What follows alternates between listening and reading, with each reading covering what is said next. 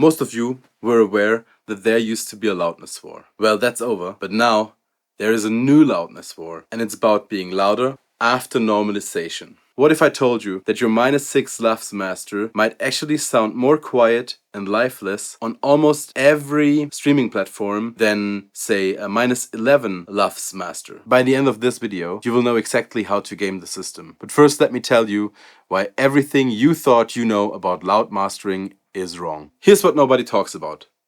Spotify targets -14 LUFS, Apple Music targets -16 LUFS. When I deliver a master at -6 LUFS, Spotify turns it down by 8 dB. When I deliver a master at -11 LUFS, Spotify only turns it down 3 dB. But here's the part that blew my mind. The -11 LUFS master has more dynamics and transients left in. And transients are basically voltage pushing the speakers. They are what makes music feel alive.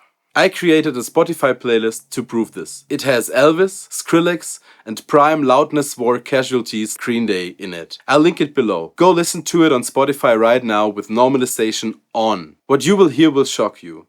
These hyper-compressed masters from the Loudness War era, they sound quiet and lifeless compared to simple, dynamic songs like the Elvis song. You can play around, turning normalization on and off, and really hear the difference. But here's my problem, and maybe you can relate. My clients are not listening to normalized version. They are comparing my mixes to their loud rough mixes. If I sent them a -14 LUFS mix, I'd probably get fired, or at least end up in a debate about why their song sounds weak. Because humans are usually addicted to volume. So what can we do if delivering a more dynamic mix or master is not the answer? I've learned this the hard way. So instead of fighting this battle and losing clients, I figured out how to give them what they expect while secretly winning the new loudness war. And what I'm about to show you is going to change how you approach every master from now on. LUFS measurement uses something called a relative gate threshold. Only the parts above that threshold count towards the final LUFS score. The parts below it, they're completely ignored as far as the LUFS calculation goes. So here's the genius move. If you can identify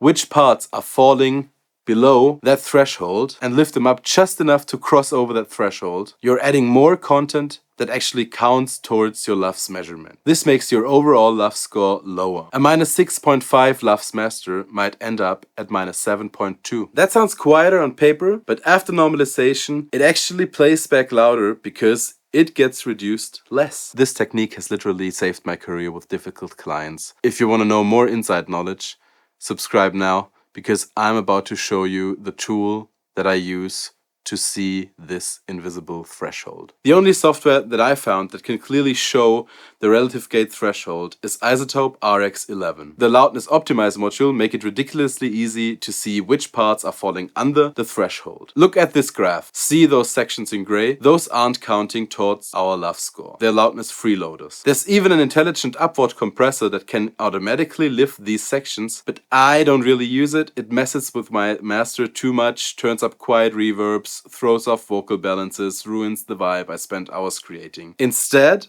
I analyze the track in RX, and then I go back to my mix and manually lift these sections by hand. Way more musical, way more controlled. Let me prove this works. I took a master that was sitting here, and after optimizing, now it looks like this.